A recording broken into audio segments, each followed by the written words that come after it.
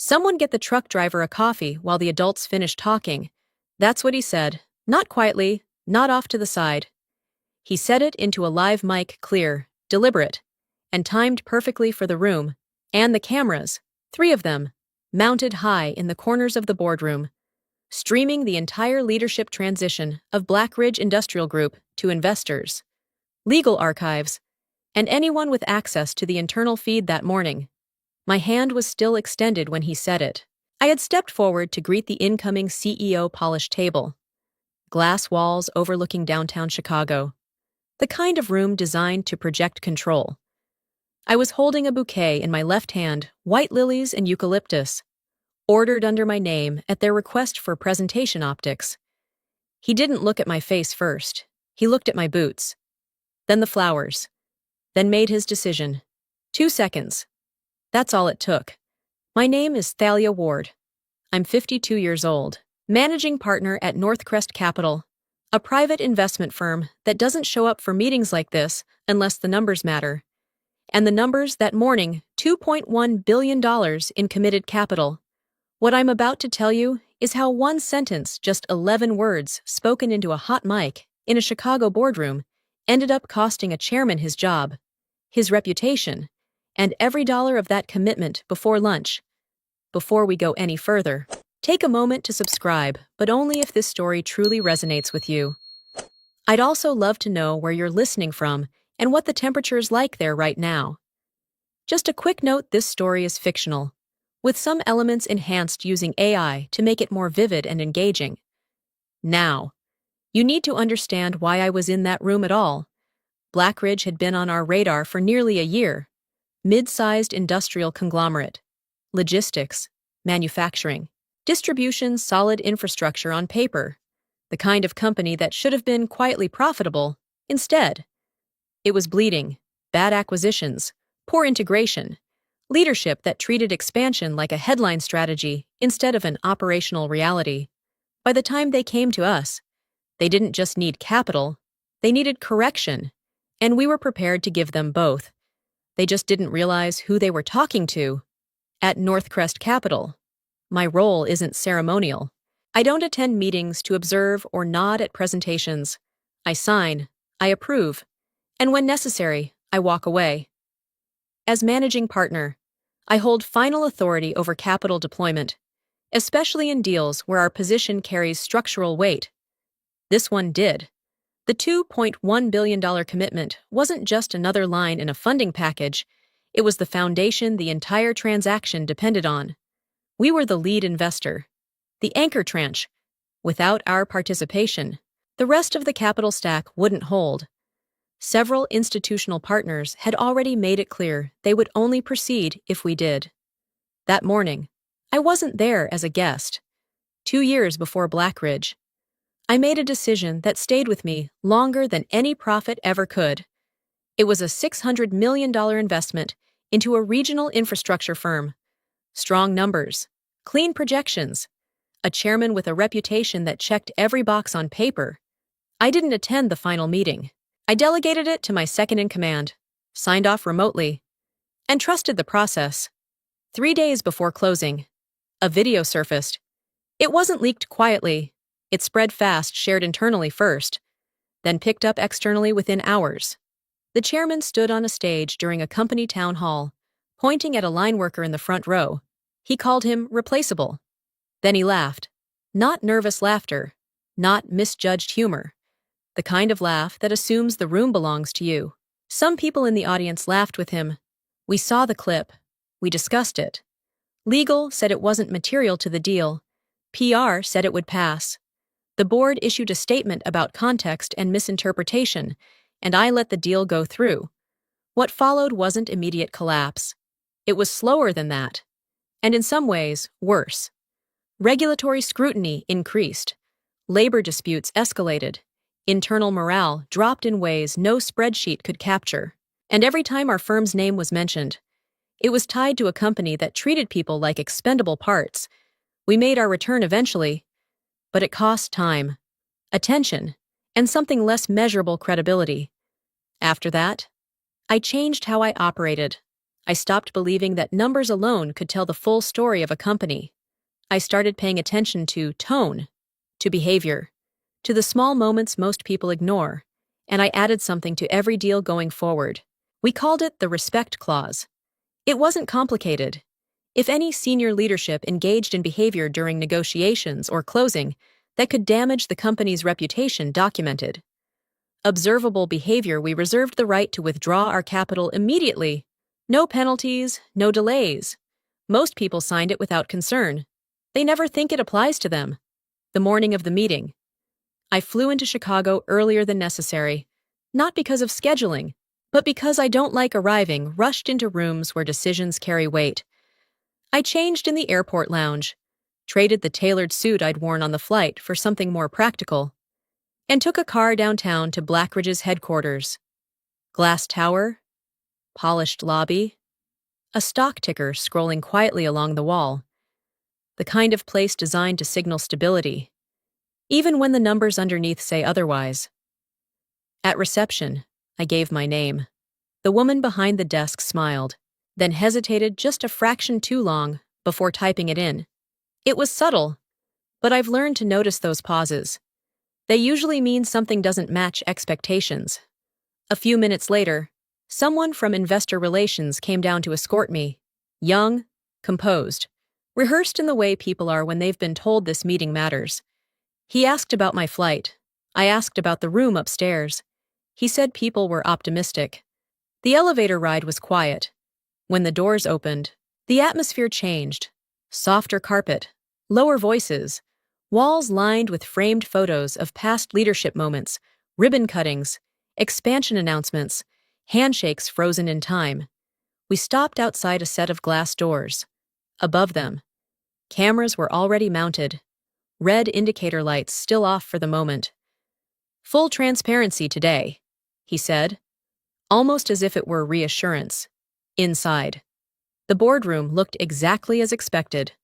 Long table, leather chairs, floor-to-ceiling windows overlooking the city, screens preloaded with presentation decks. On a side table, a floral arrangement, white lilies, eucalyptus, the one ordered under my name. He handed it to me when I pointed it out. They thought it would help the tone. He said quietly, I carried it in myself. Most people were already seated. Conversations paused just long enough to acknowledge someone entering. Then resumed. No one stood. No one asked who I was. That was fine. I wasn't there to be introduced.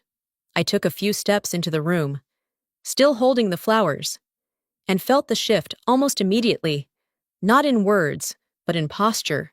The way people glanced at me, then past me, the way their attention returned to conversations that didn't include me. No nameplate waited at the table. No one paused to ask who I was. They saw what they expected to see. Work boots instead of heels. No visible badge of hierarchy. A woman carrying flowers into a room already arranged for optics. In their world, that combination meant one thing. Support staff. I've been in enough rooms like this to recognize the pattern. It happens quickly. People sort you before you speak. They decide your level, your relevance, your place in the room, all based on fragments. And once they decide, they rarely revisit it. At the head of the table sat Victor Langford, chairman of Blackridge, early 60s, composed, the kind of presence built from years of being listened to, without interruption. He noticed the flowers before he noticed me. Set those over there? He said, gesturing toward the sideboard without breaking his conversation. I didn't move right away. I'll hold on to them, I replied calmly. He gave me a brief look, then the kind reserved for people who don't immediately follow instructions. Not angry, just dismissive. Then he turned back to the discussion, as if the moment had already been resolved. Around the table, no one corrected the assumption. No one said my name. No one thought to. I walked along the edge of the table, taking in faces, noticing who avoided eye contact and who didn't bother to look at all. At the far side sat the incoming CEO, Daniel Reeves, flipping through a printed agenda like it might offer him a place to focus. I stopped near him, set the flowers down within reach, and freed my hand. Then I extended it. "Welcome to Black Ridge," I said, my hand still extended toward Daniel. "I'm Thalia." He looked up, just barely. His eyes flicked from my hand to my face, then past me toward the head of the table, before he could respond.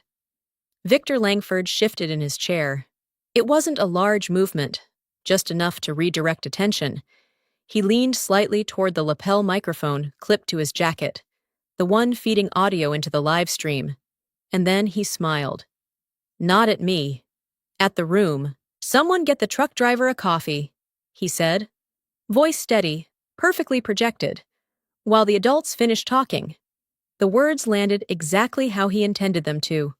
Clear, public, final. There was a beat less than a second where the room decided how to react.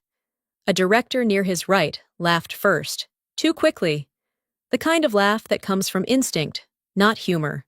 Another followed, softer, more uncertain. Across the table, someone coughed to cover their reaction. One of the communication staff lowered his gaze immediately, already understanding what that sentence would sound like outside this room. The cameras were still rolling. I didn't pull my hand back right away. I let it remain there, suspended between us. Long enough for the silence underneath the laughter to settle. Long enough for anyone who wanted to step in to correct it, to redirect it to have the opportunity. No one did. Daniel glanced down at his papers, suddenly very focused on something that wasn't happening in front of him. He didn't move his hand, didn't acknowledge mine. That told me everything I needed to know. Victor's eyes finally met mine, measuring, checking whether I understood what he had just established, whether I would accept it. I lowered my hand on my own terms.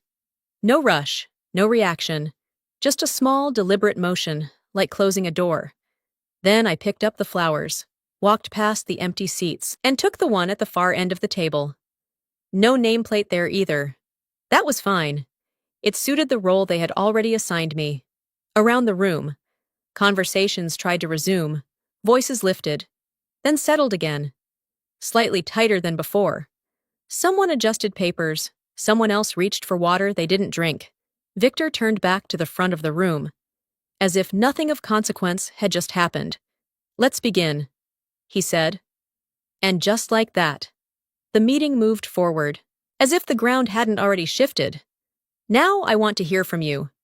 If you think Victor Langford was right to put someone in their place like that, go ahead and comment agree. But if you believe that moment crossed a line that arrogance has consequences, then write arrogant. I'm genuinely curious where you stand. Because sometimes a single sentence reveals more about a person than years of success ever could." The first slide appeared on the screen title. Transition plan. Projected timelines. Victor spoke with the ease of someone who had done this 100 times. Voice smooth. Confident. Already moving the room forward as if nothing had disrupted the flow. I let him get through the opening lines. Then I spoke.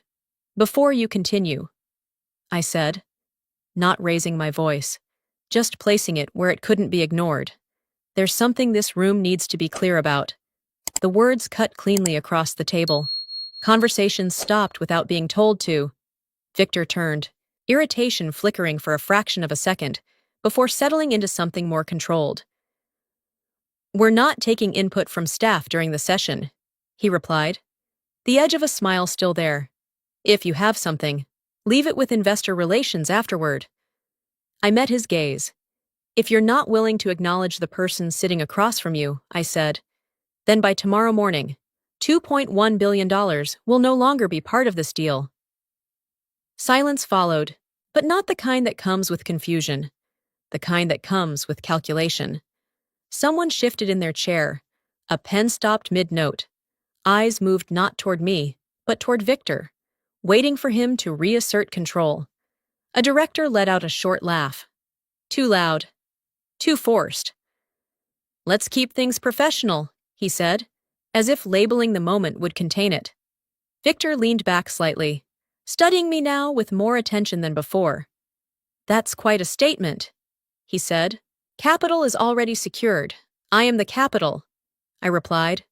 The words didn't echo, They settled. Across the table, the CFO straightened, his expression tightening as something in his mind aligned with what I had just said. The room was starting to understand, not all at once, but enough. Victor's expression didn't change much, but his certainty did, and for the first time since I walked into that room, he wasn't entirely sure where I stood.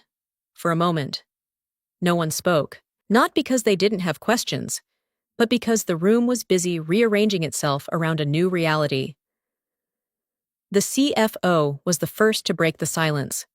"We'll need direct confirmation from the capital provider," he said carefully, choosing each word with precision. "Legal documentation alone won't suffice. It requires authorized release." Victor's eyes shifted back to me. "Slower this time. You're saying you control the funds?" he asked. Not dismissive anymore, not amused, just verifying. "I'm the managing partner of Northcrest Capital," I said, "authorized to release the full commitment." "How much?" someone asked from midway down the table, as if the number might have changed. "All of it," I answered. The words settled differently now. The lead independent director leaned forward, flipping open the folder in front of him. Pages turned, eyes scanned. The clause was there, clear, direct, unmistakable. Reputational conduct, immediate withdrawal rights, no penalty. "I remember this," he said quietly. "It was revised during the second negotiation round, at my request," I said. Victor exhaled, a short breath that didn't quite hide the shift in his posture. "You were concerned about optics," he said, trying to place the logic back into something manageable. "I was concerned about behavior," I replied. That landed harder than anything else so far. Across the room, attention moved not toward the screens anymore, but toward each other, toward risk, toward implication. The incoming CEO finally looked up, really looked this time, his expression no longer distant. "What qualifies as documented conduct?" he asked. The director didn't hesitate. "Impact, not intent," he said, reading directly. "If the behavior can materially affect reputation, and it's recorded or witnessed, the clause applies." A quiet realization moved through the room. The cameras were still on, and suddenly, everyone understood exactly what had already been captured. The meeting didn't collapse right away. That's not how rooms like this work. People continue. They move forward out of habit, out of denial, out of the quiet hope that if they keep talking, the consequences won't fully arrive. Victor straightened, adjusted his jacket, and turned back to the screen. "Let's proceed," he said, voice controlled again. "We can address any concerns after the presentation." Slides advanced, forecasts appeared, revenue curves, operational restructuring timelines, projected recovery points, all built on a foundation that was already unstable. No one said it out loud, but everyone felt it. About 10 minutes later, the CFO cleared his throat. Not loudly, just enough to interrupt the rhythm that Victor was trying to reestablish. "There is one item we need to formally acknowledge before capital release," he said, fingers resting on the document in front of him. Victor didn't look at him. "We've covered everything. The conduct provision," the CFO continued. "That got attention." Pages turned again, chairs shifted. The independent director leaned in, scanning the clause more carefully this time. The language was exact, no ambiguity, no room to negotiate once triggered. Victor's patience thinned. "This is standard language," he said. "It's not relevant here. It becomes relevant if the threshold is met." The director replied. "And who decides that?" Victor asked. "I do," I said. He turned to me fully now, no trace of dismissal left. "You're suggesting this meeting meets that threshold. I'm stating that the condition has already been met," I answered. There was a pause. Then the room began to fracture, not visibly, but internally. Phones appeared under the table. Messages sent quietly. Legal teams contacted without announcement. The kind of silent coordination that happens when people realize the outcome is no longer theoretical. Victor stood. "We'll take a short recess," he said, voice firm enough to imply control. Chairs moved quickly this time. People stepped out in clusters, speaking in low tones, already recalculating positions. I stayed seated for a moment. Then I stood, stepped into the hallway, and pulled out my phone. One call. That was all it took. Reed picked up on the second ring. Execute the withdrawal, I said.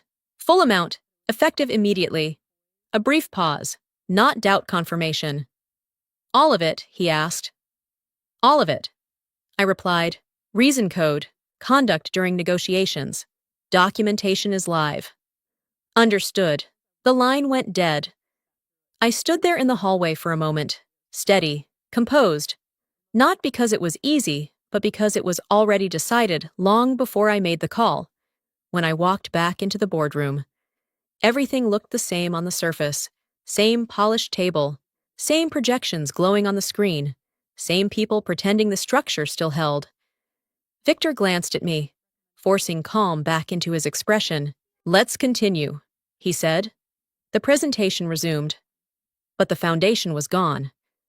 The first phone buzzed, then another, then a cascade notifications, lighting up across the table like a silent alarm no one could ignore. The CFO checked his screen, then froze. The lead tranche, he said slowly, voice flattening. It's been withdrawn. The room didn't erupt. It tightened. Withdrawn, how Victor asked, his tone sharper now. Executed. The CFO replied. Confirmed. Full amount. 2.1 billion. That's when the shift became visible. One director leaned back, staring at nothing. Another was already typing rapidly, likely contacting legal. Someone else stood up halfway, then sat back down, unsure what action even mattered anymore. Victor turned to me. All performance gone. You'll reverse this, he said, quieter now, but heavier. I held his gaze. There's nothing to reverse. This time, no one tried to interrupt, because they understood. Within minutes, the board moved not emotionally, but procedurally. Emergency session. Governance clauses invoked. Legal language replacing confidence. Motions raised, seconded, passed. Victor Langford was no longer in control of the room. Within the hour, he was placed on immediate administrative leave pending internal investigation. His authority stripped in real time, right there in the same room where he had chosen to perform. Around him, the leadership team unraveled. Not loudly, but unmistakably. Calls overlapped. Voices dropped into urgent whispers. The incoming CEO sat in silence, staring at a deal that no longer existed. The board wasn't discussing growth anymore. They were discussing damage control. Because the truth was simple. Blackridge hadn't just lost funding. They had lost their lifeline. The $2.1 billion wasn't optional capital, it was survival. Without it, restructuring stalled. Partners hesitated. And the market would react before the day was over. Opportunity doesn't wait for recovery. It moves on. I stood, adjusted my coat, and walked out without needing acknowledgement. No one stopped me by the time I reached the elevator. The outcome was already sealed, not by contracts, by a moment, as the doors closed. I thought about how quickly things shift when respect is treated like an afterthought. And as I left the building, there was only one thing left worth saying. Respect isn't something you offer after the deal is done. It's the price of entry to the conversation. If you would have made the same choice I did, walking away and pulling the entire $2.1 billion after that moment, right, yes, so I know I wasn't alone in that decision. If you would have stayed, ignored the insult, and protected the deal instead, then be honest and right, stay. And if you're still thinking it through, weighing respect against opportunity, just right time. There's no right answer for everyone, but your answer says a lot about what you value when it truly matters. I walked away from $2.1 billion, not because I could afford to lose it, but because I couldn't afford to ignore what it revealed. In that room, I was reminded that respect isn't a gesture, it's a standard. The way people treat others when they think it doesn't matter, that's who they really are. And I've learned that no deal, no opportunity, no number is worth compromising that truth. If this story meant something to you, then you're someone who understands value beyond money. Be part of this community, share your thoughts, like the video, and subscribe so we can keep telling stories that actually matter.